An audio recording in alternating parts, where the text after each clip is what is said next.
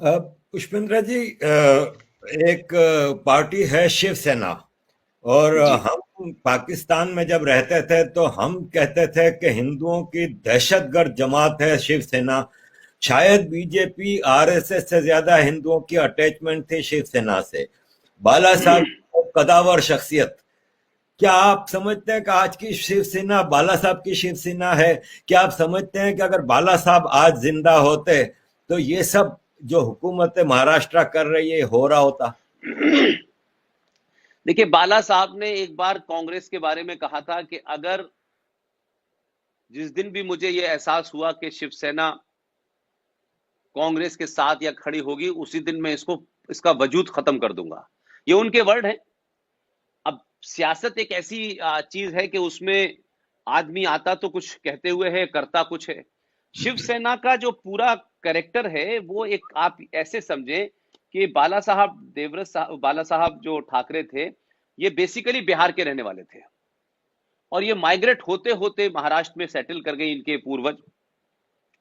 लेकिन हुआ ये कि ये उस दौर में खड़े हुए जब वहां खासतौर से ये जो टाइम्स ऑफ इंडिया नाम का जो ग्रुप है, वहां बहुत सारे मजदूर लीडर वहां उभरते थे। और वो मजदूर लीडर जो थे वो हमेशा मिलों में, क्योंकि वहां तमाम सारी मिलें थी और ये गुजरात और बॉम्बे महाराष्ट्र एक ही हुआ करता था उस जमाने।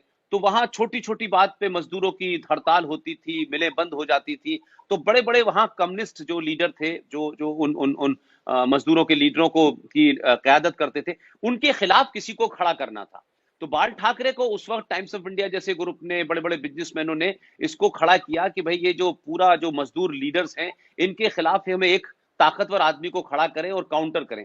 और वो उस वक्त उनकी जरूरत थी, लिहाजा उनको प्रोजेक्ट किया गया। और खूब बाला साहब ठाकरे को बड़े बड़े जगह दी गई, उनको बहुत बड़ा आदमी बताया गया, उनकी सोच को, उनके उनकी उनके विचारों को, उनकी आइडियोलॉजी को प्रमोट किया गया। तो उस वक्त सिर्फ उन्होंने ये शुरू किया कि मुंबई फॉर महाराष्ट्र, मराठियों के लिए है, मुंबई वासियों के लिए है, बाहर वालों के लिए नहीं है। अब वो लोग आमची मुंबई करके एक मूवमेंट चलाया, हमारी मुंबई। और वो लोगों को इसलिए लगा कि ज्यादातर जगह ये हुआ है कि चाहे वो आसाम हो या बंगाल हो, जब दूसरी जगह से लोग आते हैं और उस शहर के लोग काम नहीं करते, थोड़ा सा आराम तलबी में चले जाते हैं, तो उससे चीप लेबर मिलती है और धीरे धीरे उस सूबे में या उस शहर में वो बाहर के जो लोकल वर्कर आते हैं, वो ज्यादा जगह बनाते हैं, ज्यादा मेहनती होते हैं, ज्यादा कमाने की कोशिश करते हैं। तो पूरे आपके बिहार का, यूपी का, यानी हिंदी बेल्ट का बहुत सारे लोग वहां जाने लगे। तो अब क्योंकि वहां लोकल लोगों के लिए जॉब नहीं थे, लोकल लोग छोटे जॉब भी नहीं करना चाहते थे, और उस खाली जगह को इन लोगों ने भरा। तो बाल ठाकरे ने आमची मुंबई के नाम से एक पूरा मूवमेंट चलाया और महाराष्ट्र जो है महाराष्ट्रियंस के लिए है, वो लोगों को अपील किया, मिडिल क्लास को अपील किया। तो धीरे धीरे वो उस तरीके से स्टेब्लिश किया गया, मीडिया ने उनको प्रोजेक्ट किया।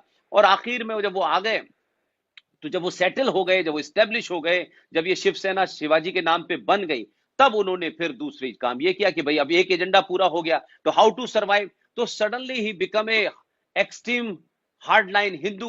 उन्होंने कहा बस अब वो जो पूरा उनका जैसे कहना चाहिए कि उनके सपोर्टर्स थे, सब्जी बेचने वाले, खोमचा लगाने वाले, रेड़ी लगाने वाले, वो धीरे धीरे उनके अंदर एक प्राइड महसूस होने लगी। और फिर वो लोग, उन लोगों को लगने लगा कि अगर हम शिवसेना के मेंबर होंगे तो फिर हमारे ऊपर लोकल जो माफिया है, ये उस जमाने की बात बता रहा हूं, चाहे वो दाऊद इब्राहिम, वो उस जमाने हाजी मस्तान हो, करीम लाला हो, वरदराजन हो, ये तमाम जमाने के उस वक्त के क्या कहते हैं बहुत सारे लोग हुआ करते थे।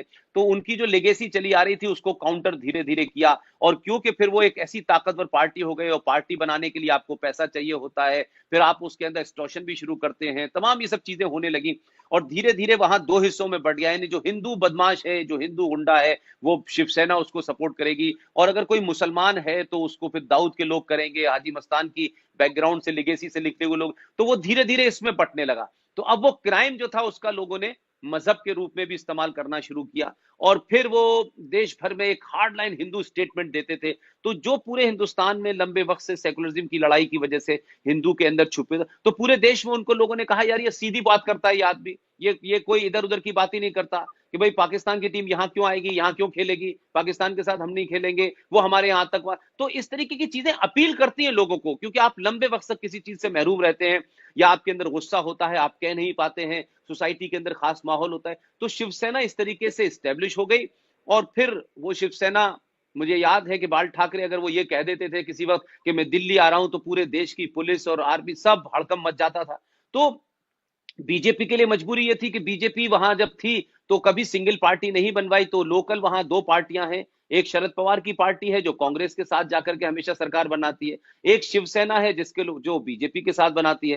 तो दो रीजनल पार्टियों को दो नेशनल पार्टियों की जरूरत हुई हमेशा से, वो वहां होने लगा। तो उसके चलते चलते वो आए और फिर वो उनके चले गए, और फिर उसके बाद उनके बच्चों ने ये संभाल लिया। तो अब ये बच्चे जो हैं ना तो उतने कॉम्पिटेंट हैं, ना इनकी आवाम पे इतनी पकड़ है। अब वो लोग आज भी उस शिवसेना को ये सोच करके ठाकरे जी की है और ये हिंदुत्व की बात करते हैं, सपाट बात करते हैं, और ये एक गाल पे चांटा कोई मुसलमान मारेगा तो ये दूसरे पे मार देते हैं। ये इस तरीके का लगा कि वो गांधी जी की फिलॉसफी नहीं है इनकी, ये बहुत ज्यादा दब के बात नहीं करते हैं, बढ़ चढ़ के बात करते हैं। तो उसमें पिच खोदना भी हुआ और पाकिस्तान टीम का बहिष्कार। अब पाकिस्तान को बहिष्कार करने से भी एक लोगों को टैग मिल जाता है कि ये बड़े हार्डलाइनर हिंदू हैं, बहुत ज्यादा जोर से बोलने से भी ये मिल जाता है। तो वो तमाम सारी चीजें हुई और उसमें एक बहुत बड़ी क्लास जो है वो उनके साथ जुड़ गई, जिनके छोटे छोटे बिजनेस इंटरेस्ट थे, जहां मुसलमान बहुत सारे काम करते थे वहां इनको भी जगह मिलने लगी। तो अब उसके तहत ये शिवसेना बनी और फिर शिवसेना बीजेपी के साथ कई बार सरकार बनाई। लेकिन सरकार जब भी बनी तब भी बीच बीच में इनके बीच में इस बात के लिए रस्साकशी होती थी कि जो आपकी जो होम मिनिस्ट्री है, वो जो है वजीर दाखिला किसको बनाया जाए, क्योंकि उसके पास पूरा लॉ एंड ऑर्डर रहता है, पुलिस रहती है, क्राइम को रोकने और क्राइम के करने की आपको आसानी हो जाती है। तो वो तमाम सारी वजह से चीजें रही और फिर वो चीफ मिनिस्टर का मामला हुआ। लेकिन भारतीय जनता पार्टी के हमेशा जो उनके मेंबर ऑफ एमएलए होते थे वो ज्यादा आते थे, तो फिर उन्हीं की बनती थी। लेकिन इस बार इस बात पे तनातनी हुई कि नहीं, हम चाहते हैं कि शिवसेना का बने, उस पर बात ज्यादा नहीं बनी और वो बात टूट गई। तो अब जब आप सियासत में जब आपको सरवाइव करना होता है तो फिर आप इलेक्शन जीत चुके हैं, और जीत चुके हैं तो अब आपको आवाम से तो कुछ लेना नहीं है। लिहाजा इन्होंने, शिवसेना ने एनसीपी और कांग्रेस के साथ मिलकर इसलिए सरकार बना ली कि उन्होंने शिवसेना का चीफ मिनिस्टर एक्सेप्ट कर लिया। अब सवाल यह है कि अगला जो चुनाव होगा तब शिवसेना का कद पता चलेगा कि आपने सरकार जिनके साथ बनाई थी वो तो वो लोग थे जिनकी मुखालफत बाबा साहब ठाकरे कर रहे थे लंबे समय से।